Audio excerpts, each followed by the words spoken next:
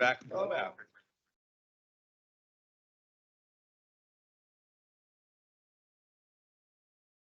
Oh, God, they're horrible.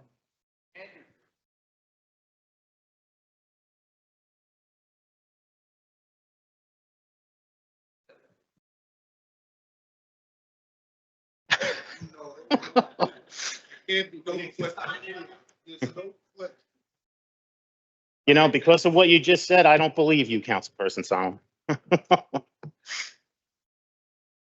All right, everyone, we're about to get started. If we can silence our cell phones, close the side doors and back door, I greatly appreciate it.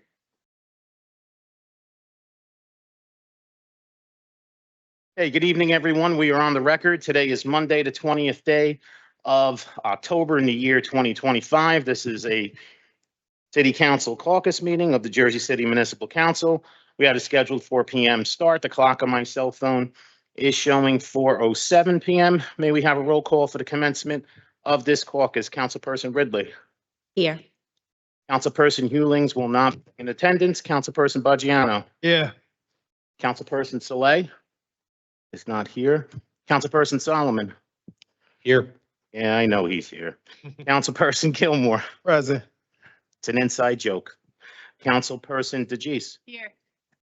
Councilperson Rivera. Here. And Council President Waterman. We have 7 council members in attendance at 4:07 p.m. On behalf of Council President Waterman and the members of the Municipal Council in accordance with the New Jersey Public Laws of 1975, Chapter 231, the Open Public Meetings Act, also known as the Sunshine Law, adequate notice of this meeting has been provided by the posting on the bulletin board of the first floor of the City Hall, the annual notice, which is the schedule of meetings and caucuses of the Municipal Council for the calendar year 2025, and filed in the office of the City Clerk on Friday, November 15, 2024.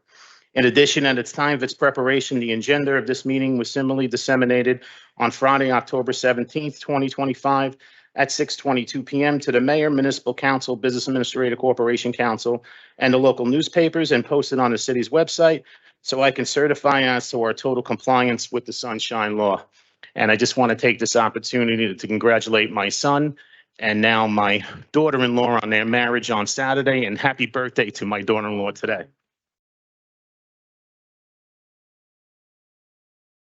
With that being said, I'm going to turn it over to Council President Waterman. Good afternoon. First Director, Director Kears.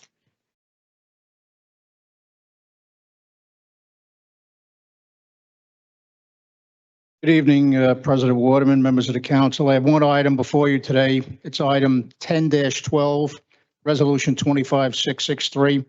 Resolution will authorize the public sale of 127 vehicles no longer suitable for use through the publicsurplus.com online auction. Thank you.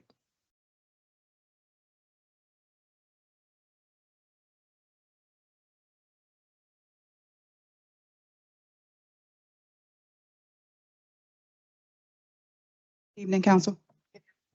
I have one item to present before you, which is item number 10.8. This is Resolution 25659. This is a resolution authorizing the renewal of a one-year contract in the amount of $60,000 for Brown & Brown to provide insurance consulting services to the City of Jersey City and to be the broker of record. The contract starts November 1st, 2025, and it ends on October 31st of 2026. Thank you.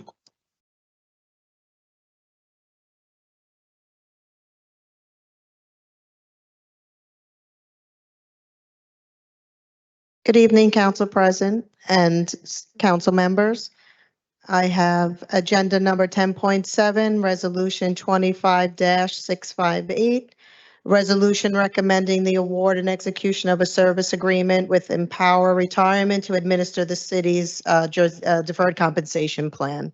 This contract will be effective January 1st, 2026, at no cost to the city. Thank you.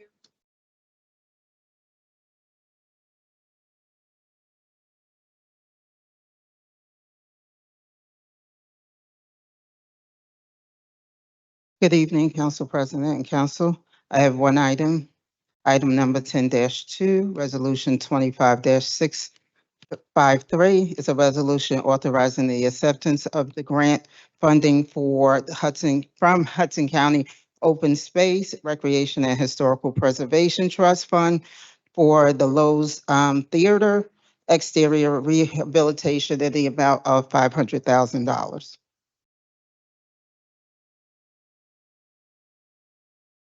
Thank you.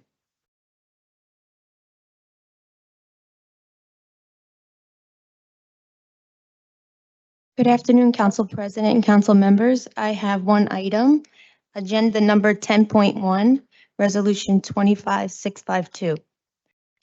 It's a resolution to cancel 2 tax sale certificates that were sold by the prior collector. It was owned by Conrail at the time. Well, thought it was.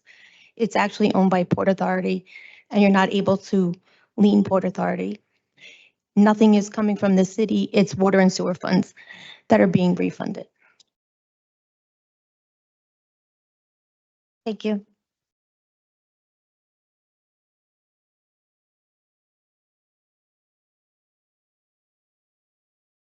Good evening, Council President, council members. I'm here for Resolution 10-5, resolution accepting the award of the Age-Friendly Grants Program from the New Jersey Department of Health and Human Services for the Jersey City Department of Health and Human Services Division of Senior Affairs. This is for $24,244.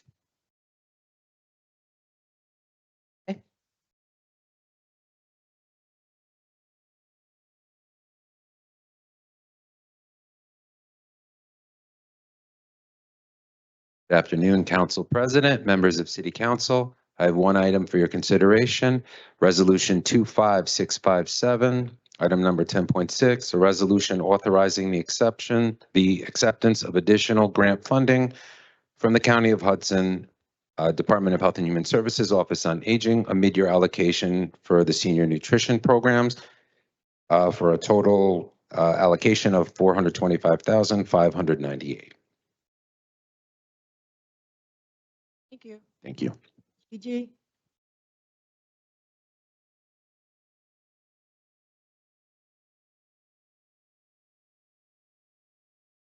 You, Council President and members of the council, I have one item before you, agenda item 3.4, amending and updating Chapter 188 of the Municipal Code, which is affordable housing and accommodations. In short, the state overhauled all of the state regulations at the beginning of this year and changed a lot of the rules under the Uniform Housing Affordability Controls, and we have updated the ordinance to match the state regs. Do you have any questions? I did send around a comparison document, but I'm happy to answer any questions. No? Okay. Thank you so much.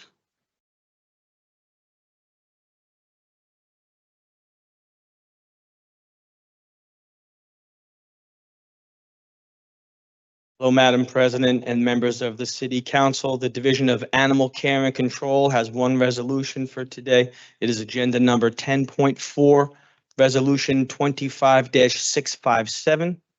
It is a resolution recognizing the award of the 2025 Subaru Loves Pets Program grant sponsored by Hudson Subaru for the Department of Health and Human Services, Division of Animal Care and Control for the benefits of animal welfare in Jersey City. Do you want to comment on 3.4 at all? 3.3, I'm sorry. Would you like me to wait until it comes up? I'll sit and wait. Yeah, we can do it now.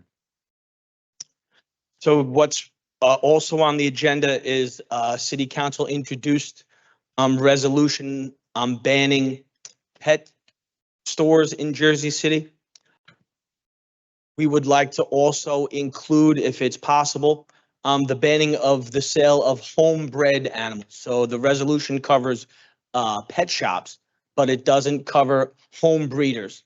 So if we also included home breeders in this, who are not required by law to provide for the animal's lineage, they're not required by law to provide for a veterinarian of record for the animal's health.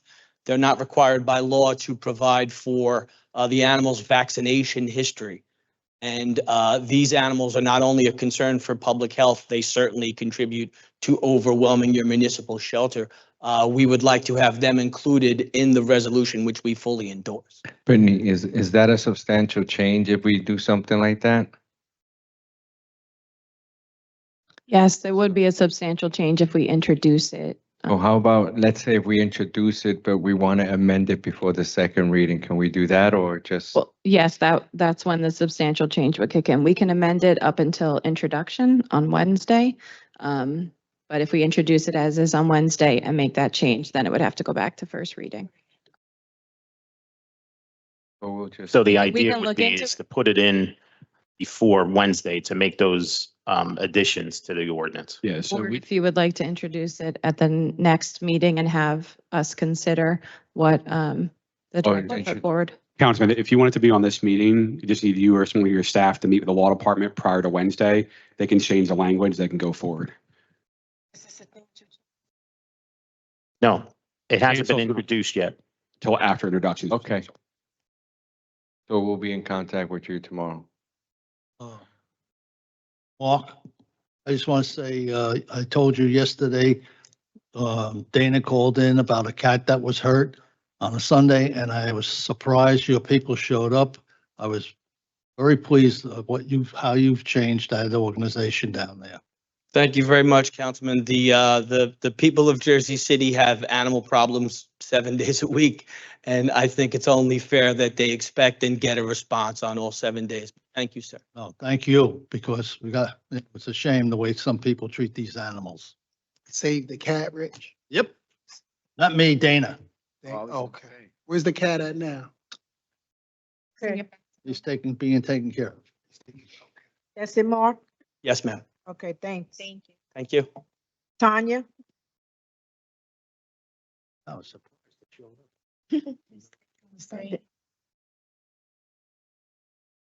Good evening, President, members of City Council. City Planning has 3 items for you today, the first of which I'll be introducing.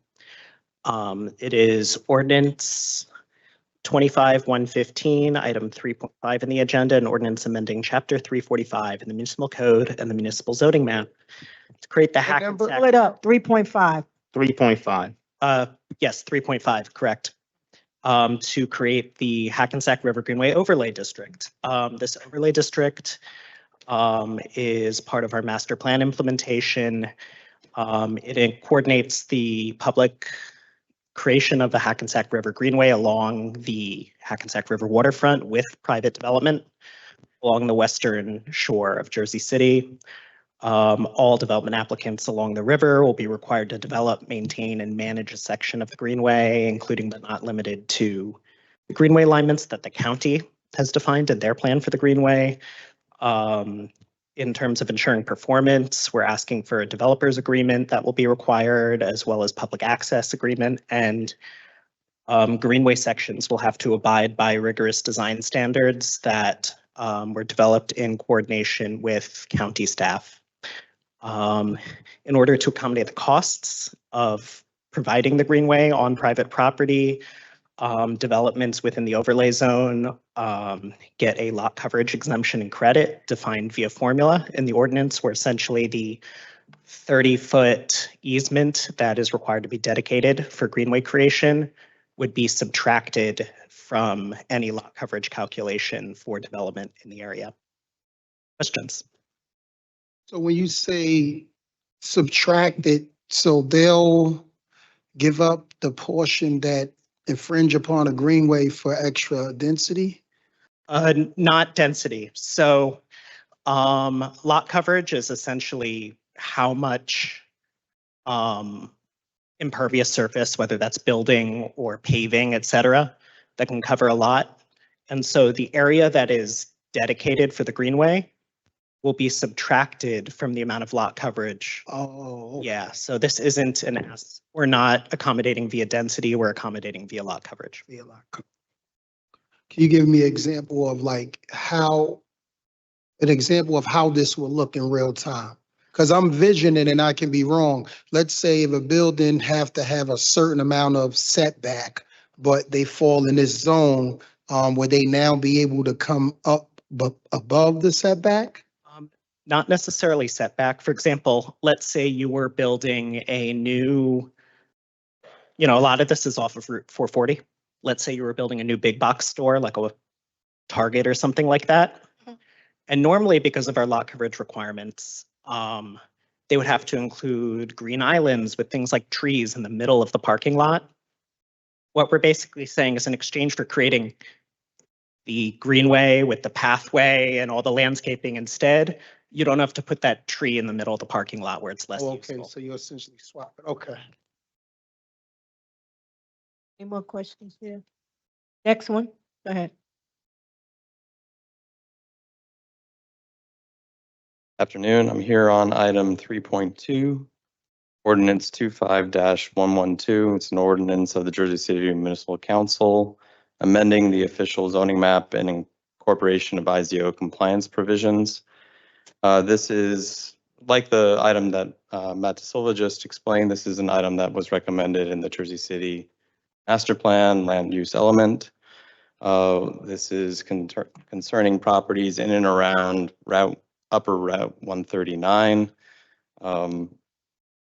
rezoning those areas that are mostly R1 or the G government zone as 3 different zones, being NC1, the R3 zone, and RC3. These zones range in height from 5 stories to 8 stories.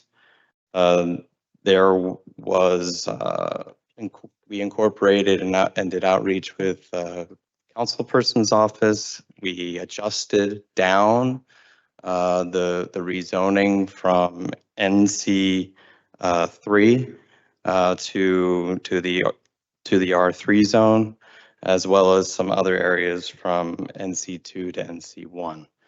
So a change from what essentially could be 11 stories or 6 stories down to 8 or 5.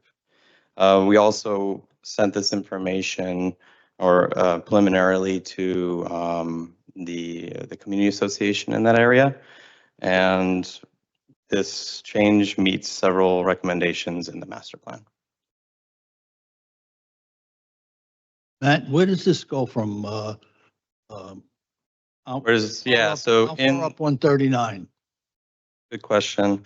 So there was a prior effort done earlier this year that focused more at the intersection of Palisade and Route 139. So this is everything west, with the exception of some properties in and around Baldwin.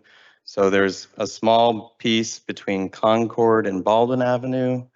Then there's lots in and around Oakland Avenue along Route 139, Central Avenue, and Summit Avenue. And as soon as you get to Bevan Street, closer to Kennedy Boulevard, that's where this shift happens from a 5-story recommended rezoning to an 8-story rezoning.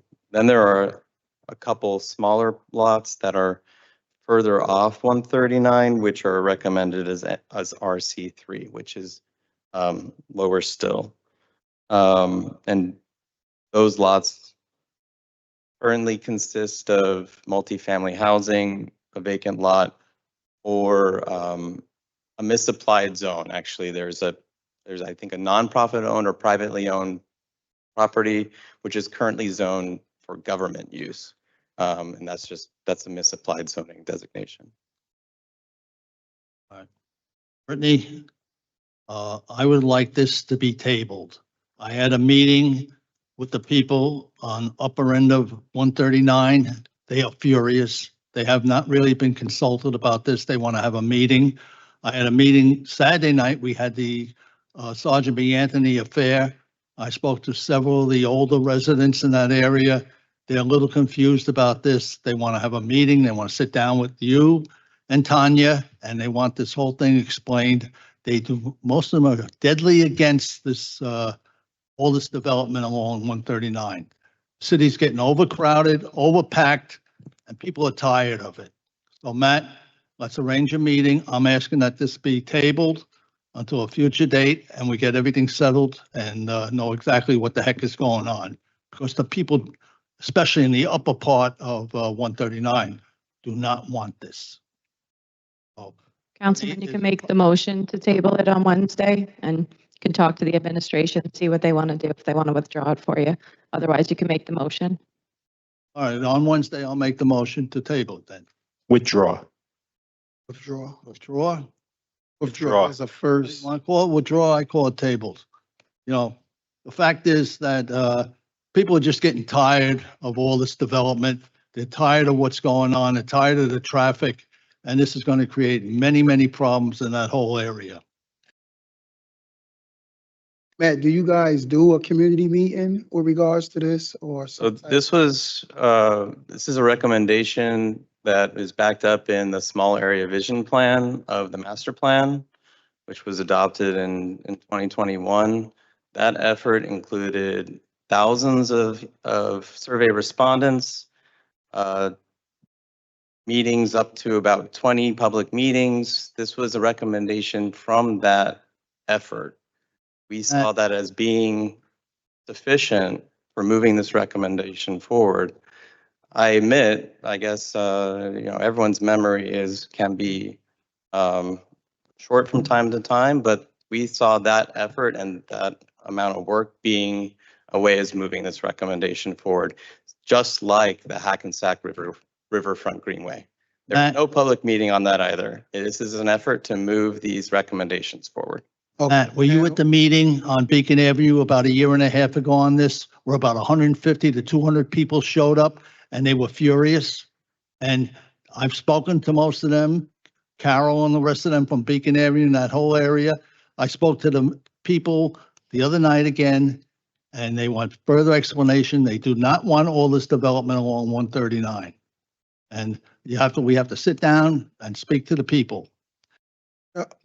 Rich, can I finish, Rich, with the questions? My questions? Yeah. Thank you. So you guys, back in 21, when you first embarked on this journey, you had meeting, you had public input, and these recommendations are essentially contingent upon what happened there. So at one point, the density was higher and now they've brung it down? Because I heard you say something about. I'm not sure I understand your question. This area currently is zoned R1 or G, which is government. The previous to that, I'd have to research whether or not it was zoned differently. If it was more intense than R1 or the G zone. Does that answer your question? No, I'm just trying to figure out, like, from a density perspective, what is zone for now versus if we change it, what is the difference? What would be the difference? Sure. The difference is that in R1, it's a 3-story, 35 feet and 42 units per acre along a corridor that consists of many non-conforming uses and structures. So there's auto uses, there's standalone commercial buildings, more auto uses and medical buildings, retail or retail brokerage buildings. So there's a wide range of uses in that area and structures that don't conform with the R1 district in one way or another. But the shift is that it goes from that zoning, which as of right allows for 3 stories, 42 units per acre, to either a 4-story zone, a 5-story zone, or up to an 8-story zone. Thank you. Next one. And this component of this includes that recognizes that it triggers the ICO. It triggers the ICO. Yep. 3.6.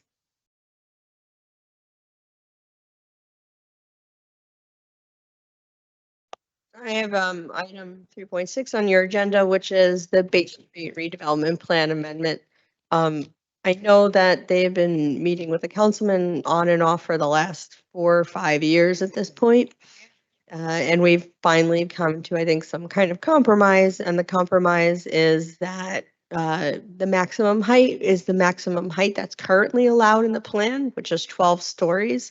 And the difference is that we'll get rid of the density. So in this plan, you get 5 stories based on your lot size, and you can kind of go up. There's additional like 3 height bonuses, and you can get extra density. Like the base density is 60. This will allow everybody to go up to that height, to that max height, as long as they do affordable housing, and it gets rid of the density standard.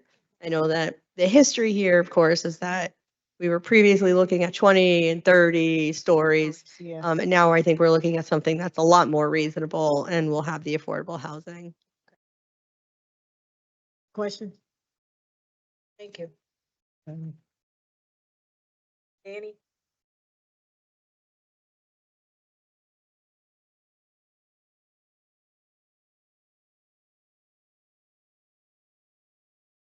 Good afternoon, Council President, council members.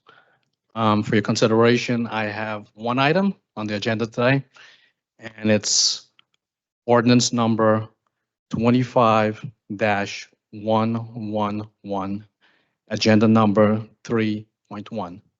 The title of the ordinance is an ordinance of the City of Jersey City in the County of Hudson, State of New Jersey, providing for a special emergency appropriation in the amount of $14 million to fund contractually required severance liabilities resulting from the retirement of employees within the city. Director Kyle Greaves did circulate an email this morning justifying the context of this ordinance. I'm not sure if you had an opportunity to review it, but if not, I will go through it. First and foremost, this liability ordinance is strictly for public safety. This is due to the retirement of fire and police officers. The repayment will be spread out over 5 years, and that will be in 2026 to 2030.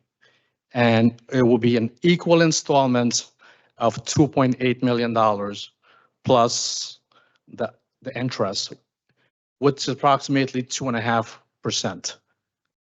The budget impact, back in 2020, the special emergency, which was $2.6 million annually, that was also done in equal installments, ended this year in 2025. The new repayment of this ordinance will begin in 2026, in which it increases the annual obligation by $200,000 plus the interest. Now, here's the urgency of this ordinance. The city must close its books on December 24th, 2025.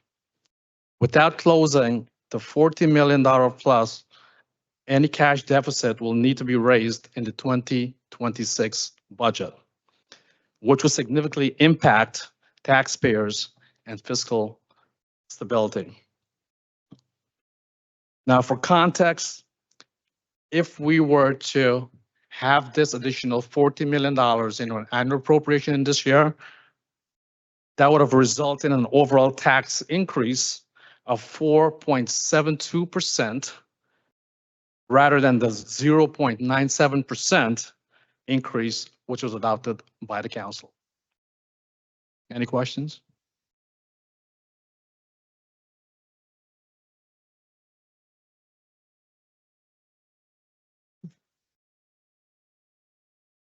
And I have a question.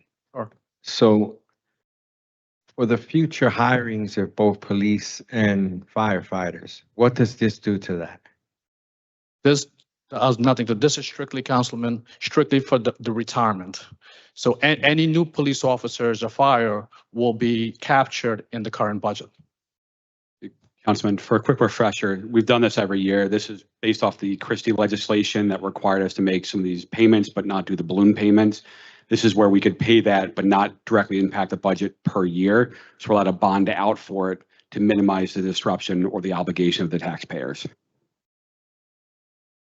as individuals retire and they have the balloon payments that we have to owe them per their contracts and per the unions, this is just a way for us to make the payments without making them in 1 year. We can stretch that payment out 5 years.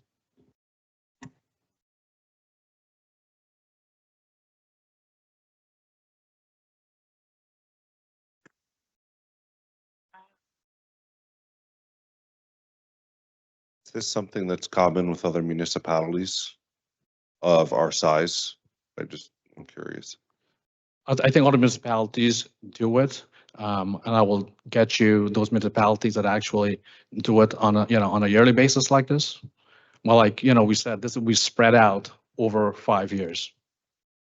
Is that like the best way to do this financially, in your opinion? Well, historically, this has been the best approach for us to do it, but also we're looking into other avenues where we can do this. Now, like I said, right off the bat, if we were to put this into the annual appropriation, obviously that would increase taxes. Right. Yep.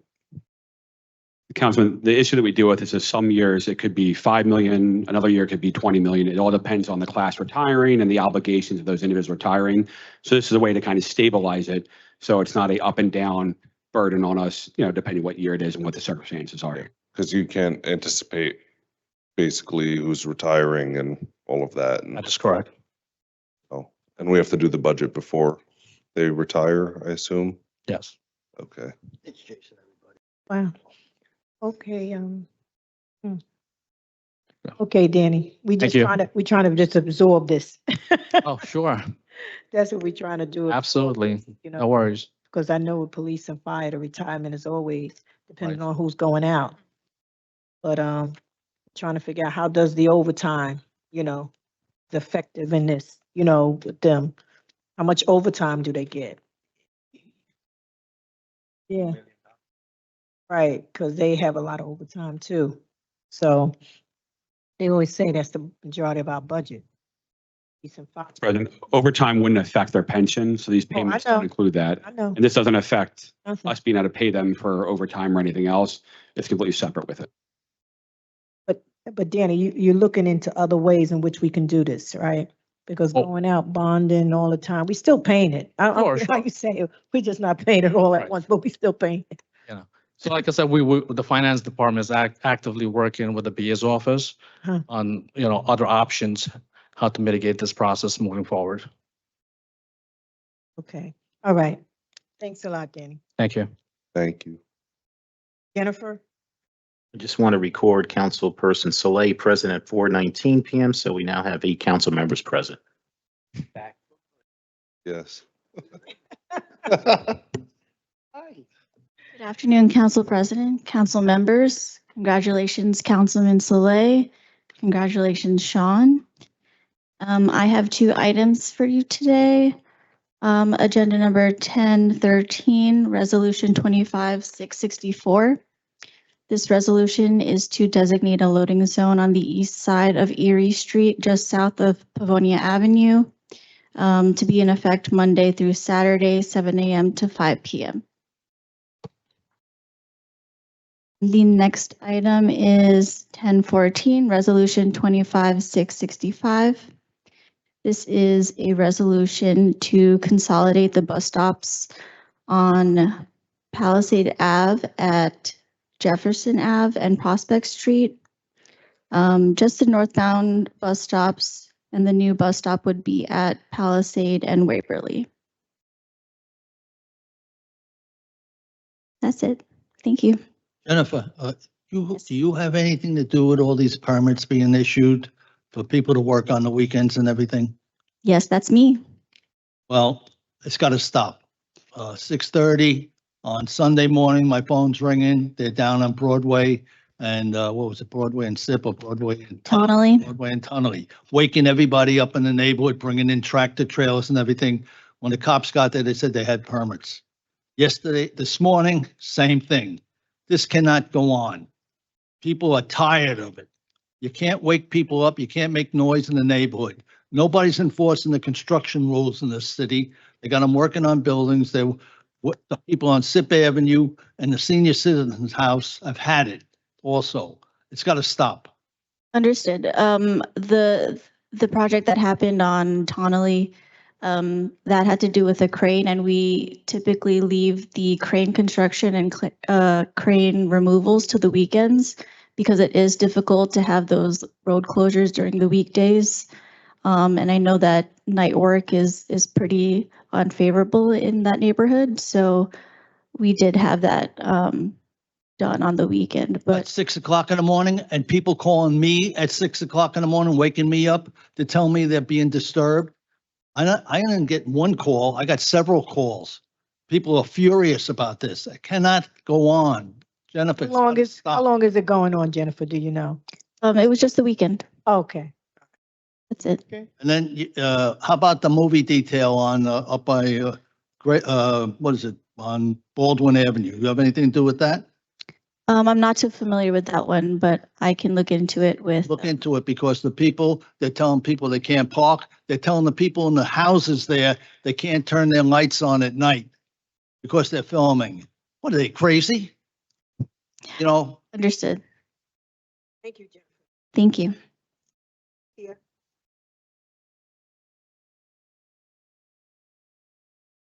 Council President, members of City Council, I'm here today on 3 items, 3.7, which is ordinance 25-117, 3.8, ordinance 25-118, and 4.1, 25-108. So we're here today with multiple items in service of one goal: the dedication of the parcels of the Harsmith Branch embankment to the city for use as publicly accessible open space. Each of the items before you today serves to make that possible.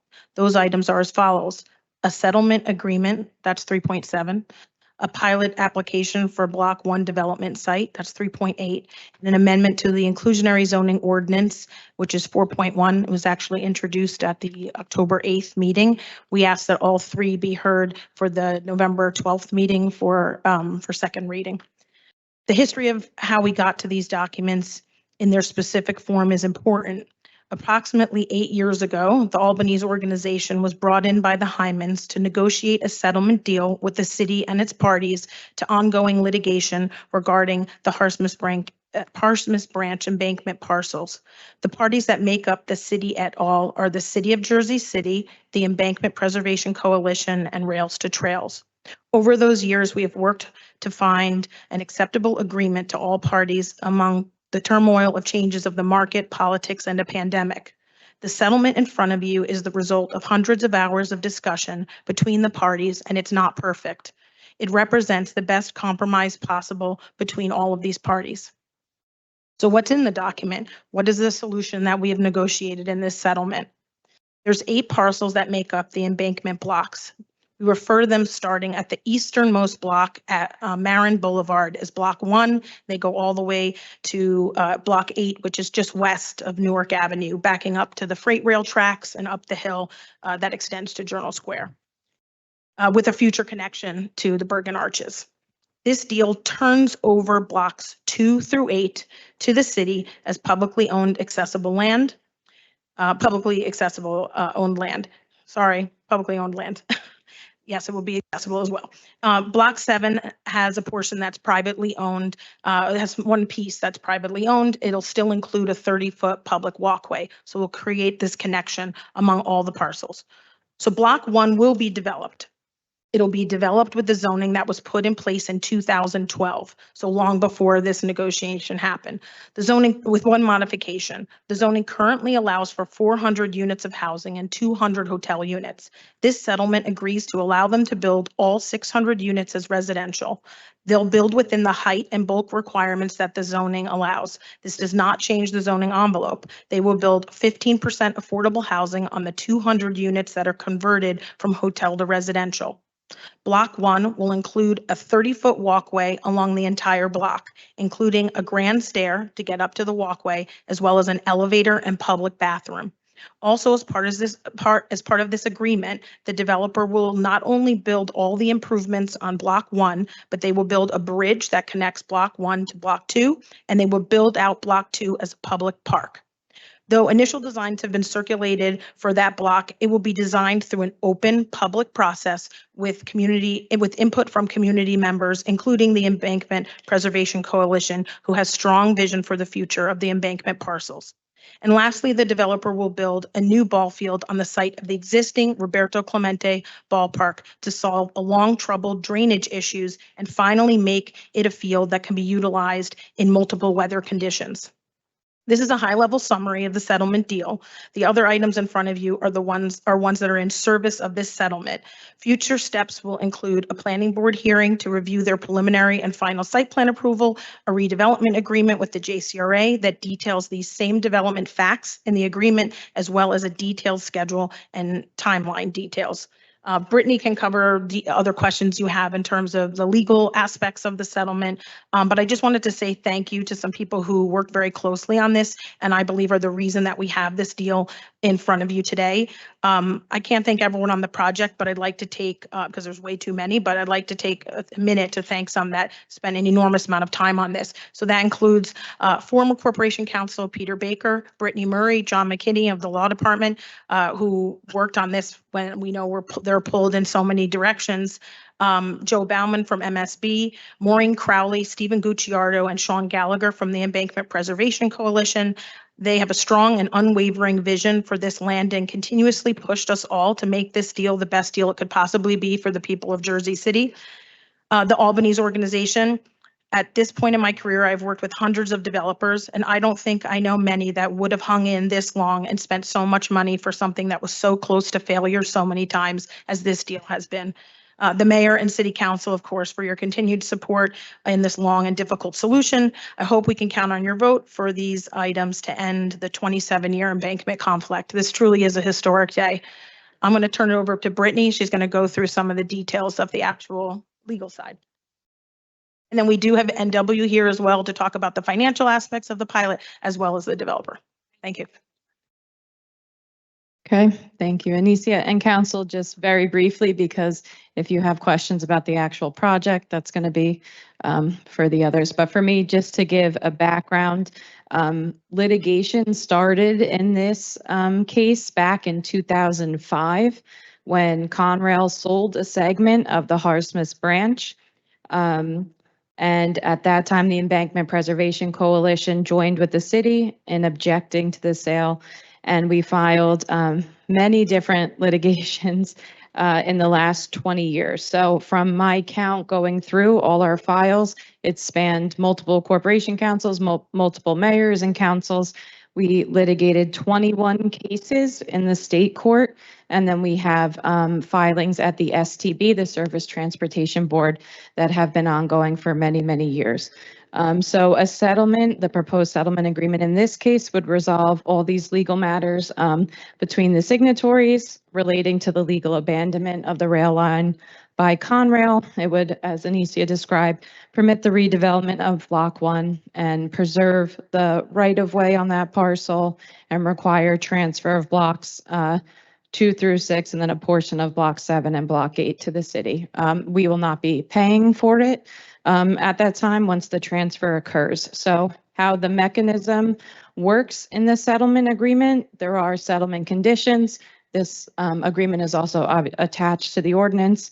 There are proposed settlement conditions that once they are met, and then in addition to the termination of our pending litigation and STB proceedings, as well as receiving a letter from Conrail letting us know that after, as we've been talking about abandonment, after abandonment is authorized, Conrail needs to consummate the abandonment. So we need that to occur. And then that will get rid of all the pending litigation and STB proceedings. Then a clock would start ticking. So it's going to be the sooner of closing on title to Block 1, which is where the current owner of the property, the LLCs, headed by Vicki Hyman. There's a purchase sale agreement between her companies and the Albany's organization. And once Block 1, the sooner of the closing on Block 1, or 5 years from the satisfaction of all the settlement conditions, and the effectuation of the termination of pending litigation and STB proceedings, then the title to blocks 2 through 8 would come to the city at that point in time. So we have a lot. We have a lot that we've been discussing. There's a lot of attachments. If the council would like, I can also provide a confidential memo going through all the litigation. As you know, we've been here multiple times renewing contracts for outside counsel. We've spent a lot of money litigating this case. People have spent a lot of time and effort, and it's all for a good cause. But as we always tell the council, a settlement is preferred over continuing litigation because you never know what you're going to wind up with. So that's why we also suggest that the council approve the settlement agreement. It does need 2 readings. It is an ordinance because there will be a transfer of property. So this is the introduction and it will come back as well for a second read.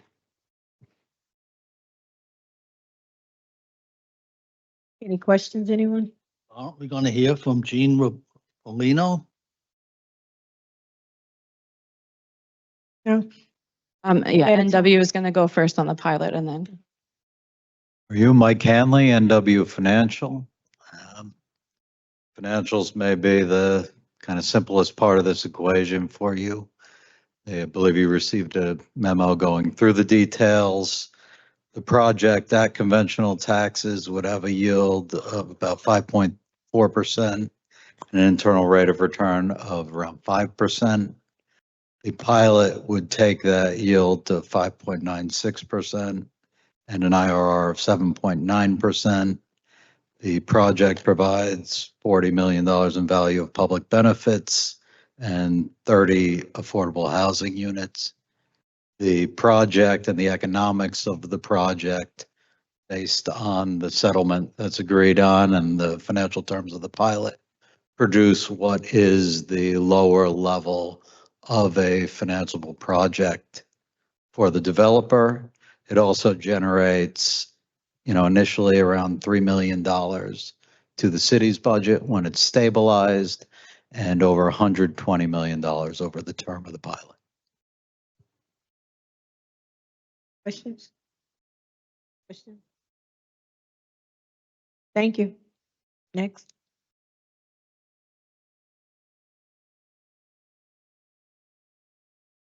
My name is Eugene Paolino. I'm a partner in Genova Burns. I'm just going to add a couple of things. The amount of property that's going to be transferred without any charge consideration is about 5+ acres. The Roberto Clemente field will be done with rehabilitated, renovated. There are numerous community benefits. This kind of a project with $40 million of community benefits that were outlined could not happen without the pilot that we have. It's just impossible to do it any other way except with this kind of a pilot. And this is a pilot without, I have to tell you, without any redevelopment area bonds. It's just a pilot. We're not coming here to ask for additional funds. It's just what is normally asked for in a long-term tax exemption. I also wanted to point out that the property is subject to historic preservation. So it's going to go through not only the planning board, but HPC. There is there's an RDA involved, so that'll have to be negotiated. We've pretty much negotiated with Joe Bauman. You heard that Joe Bauman was involved. He was present at a variety of meetings that we've had relating to this. So we'll go through a redevelopment agreement. That's really all I wanted to say to round up the conversation. The details are significant. As you heard, this case is 2 decades old, 2 decades. It's gone to the federal district court several times. It's at the Federal Surface Transportation Board. There's been multiple Superior Court cases. It's been litigated to the hilt. This council has spent a lot of money. Everybody else has spent a lot of money just with legal fees. We're there. One of the major things that the Embankment Coalition wanted was the ability to have a park. And guess what? There'll be a park. And there'll be a 30-foot walkway even through the area that on block 1 that'll be subject to a development. And all around it on Block 2, there'll be a playground that my client is going to be building. So build playgrounds too that he will build. So I don't want to add more to this to make it more confusing, but as both Anesia and Brittany have indicated, all these pieces have to gel together. Any one of them falls, it doesn't work. Okay, thank you. Any questions? We have all experts here today. Sorry? No, I was asking the council, do they have any questions? Council, and just very quickly, also the one IZO amendment that's on for second reading will need to be come back on November 12th because it hasn't gone to the planning board yet. So we would just need a motion to carry that ordinance to the November 12th meeting. For one? 4.1, City Correct. Ordinance 25-108.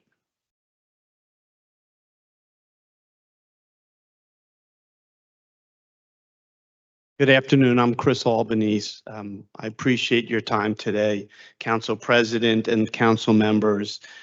First, Russell Albanese and I would like to thank all of you for you and your staff taking the time to meet with us, to review our plans for the park, the renderings, the baseball field, etc. Mayor Fulop has always been very supportive of this project. So we appreciate his efforts. Anesia has been working on this project for 8 years plus now, and has been very dedicated to see this project go forward. And we also appreciate the Embankment Preservation Coalition's efforts and their vision to move this project forward. A lot has been said, so I don't want to repeat everything that's been said, but I do want to make 2 points. We went into the neighborhood to talk to all the people in the community, to describe the project to them. We had renderings, we have a website. We went to farmers markets, other community events, sat down with people one by one to explain the project and ask them if it was a project they would support. The result of that in only a couple of weeks is this. We have over 600 petitions signed from people in the community that eagerly and desperately want this project after this 20-year fight. And again, we can provide all this to the council. And when we develop in areas, whether it's Long Island, New York, Battery Park City, upstate, Jersey City, we love Jersey City. We always look to give back to the community. That's not aligned. If anyone goes on our website and sees what we've built, we always give back to the community. We're very proud, even though the zoning didn't require it to be building Block 2.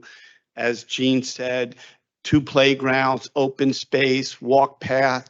We have public bathrooms on Block 1. So we're basically giving the community two parks. The other thing that came up was the baseball field, and we walked the baseball field. It's across the street from Block 1. It's in, poor drainage, flooding, poor condition. So we met with baseball parents and other community members, and we're thrilled to be offering this to deliver a new baseball field for the parents and the kids. Lastly, local hiring has always been important to Russell Albanese and I. And we've partnered with Jerry Walker of Team Walker to implement a workforce training employment strategy to ensure that local labor has a meaningful opportunity to participate in the project. And we actually put together a employment and hiring plan. It's a 2-page memo, which we've shared it with some, but we're happy to share it with all of you. Listen, overall, this is a truly special project. It is a remarkable opportunity for the community to have this land, this open space, these parks. I think it's a one-in-a-lifetime opportunity for the the residents of Jersey City to get this embankment property, but have it built out by the developer. And I appreciate your time, and I hope that you'll all vote for it. Thank you very much. Thank you. Any questions from the council? Sure. That's it. If there are no questions, I'll just say a couple things. So first, I want to thank, Director Chialone and all the staff that she referenced in moving this forward. Also, just personally shout out Isaac on my team, who's spent a lot of time on this as well and been phenomenal. For me, it's at the 1 yard line. So, we're still waiting to hear back from the Embankment Preservation Coalition on their views of the settlement as presented to us at this meeting. But a couple just, I think, important things to highlight.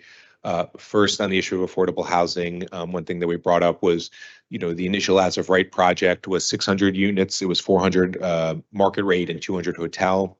What this does is it would transfer the 200 hotel to residential and then apply the IZO to that 200 unit mix. Fair Share Housing has looked at this, and so they have seen it and are okay and comfortable with this amendment to the IZO to allow us to get affordable housing, because obviously if it was as of right, we would get 0 units of housing that we need. Obviously, you get the 5 acres of open space, which is incredibly important, and end the 20 years of litigation. So all really great things to get to the 1 yard line, but also don't want to make sure we just clarify for the record, we're still waiting for the Embankment Coalition to have that final review of the settlement before Wednesday. I just want to give an opportunity to, I see Ms. Hyman here. I know she's not on, but I know this has been a long project for her. I don't know, would you like to say something? I know all the 12 years I've been here, I know you've been advocating for this. I just want to give you the right to say something.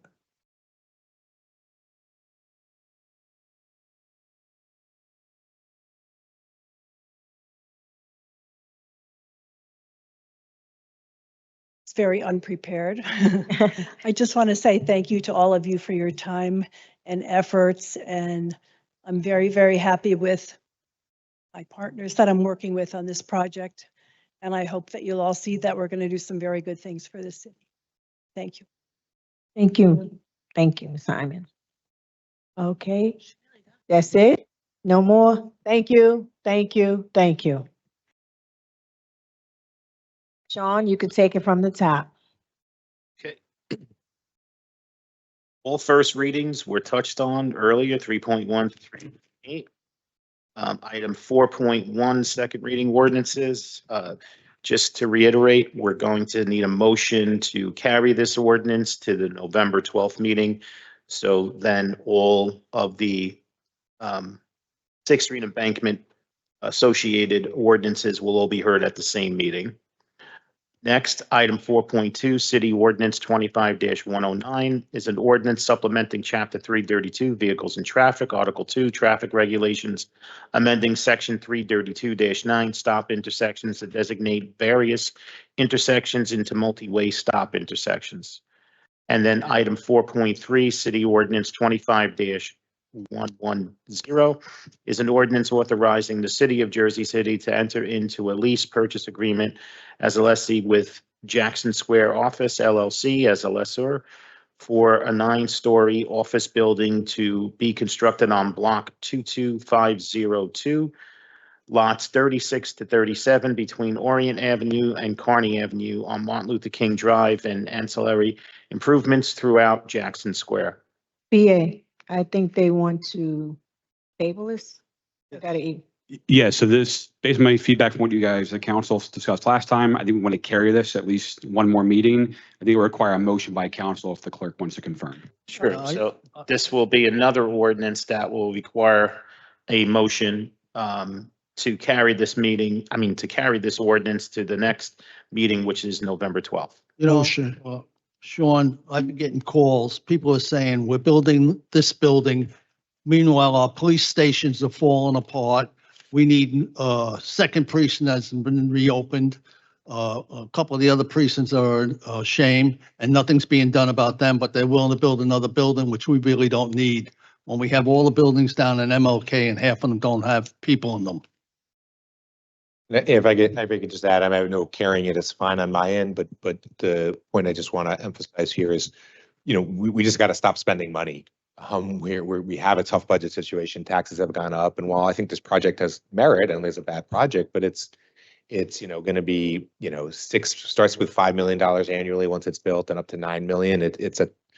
We just, we're got to stop spending money as a city. And we're gonna have to start saying no to things. And it's hard for me to see how we get to a yes on this. We just don't have the money to keep spending on projects like this. Well, I guess we'll carry it until we get the finances together, really, because I know what I hear when I go on that side of town is sometimes it's challenging when you're on a other side of town and you're trying to build a neighborhood up. How when we have to spend money on that side of town, they get pushback. Some people feel that way. So how can we find funding to make sure this project is built? Because based on the renderings that I see, it would be almost like a pedestrian plaza up that way where people can gather. And so on that side of town, those people feel like they're forgotten about. That's the information I'm receiving. So we find money for anything on various sides of town. So we have to see how we can pretty much find funding on that side of town, because those people deserve to have a pedestrian plaza and walk from place to place too. Those are the concerns that I receive when I'm on that side of town. They want that also too. But we need to figure out how it could be done, because they deserve that too. Well, Just want that. Yeah, I like I said, we have to figure out how. but just to be clear, the presentation and the actual project is twofold. One, the original plan had the beautification with the park, with the plaza and everything. The only thing really new is the implementation of wanting to do a 9-story building, right? And that's what boosts the financial burden through the roof, right? So we've all advocated for affordable housing. Correct. We all know that land is at a premium. You can't get more land. You can't get more land now. Right? So if we're in a position to say we want affordable housing, we can't get more land, we already have the land, how do we embark on a journey? Right now, if you're going to tell me that we're going to spend this amount of money and you're going to have affordability in the places for seniors to go, for kids to play, and for people to live, we can go for it. That's it. Totally different conversation. And that's the conversation, because when they brought the plans here, I said we needed a senior side on that side, right?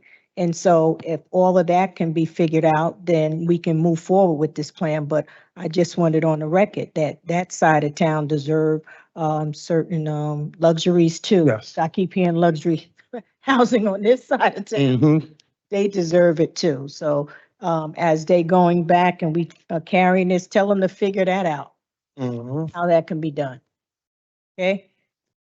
Thank you, Peter. And just to reiterate, when we carry the ordinances, the second reading ordinances, we're not going to be conducting any public hearings on either one of them. Yes. Okay? Just wanted to make that clear.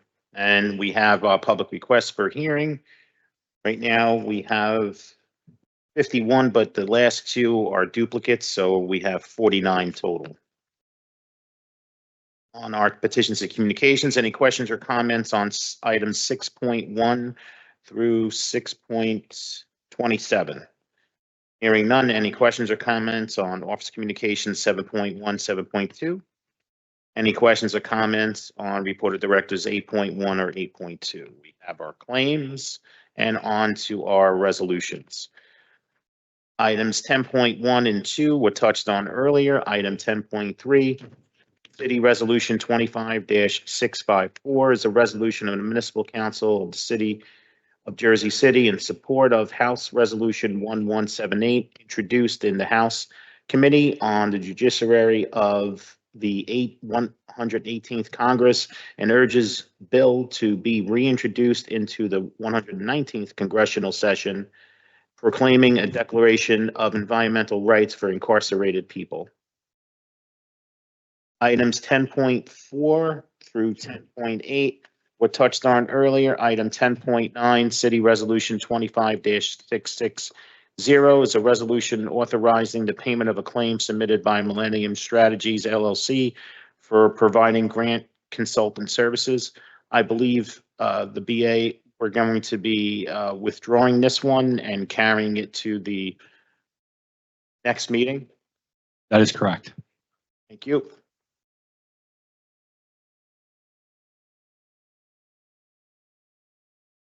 All right, next, item 10.10, City Resolution 25-661 is a resolution of the Municipal Council authorizing the tax assessor to cancel real estate taxes on Block 11611, Lot 1.02 on 335 Washington Street as the property was acquired by the City of Jersey City.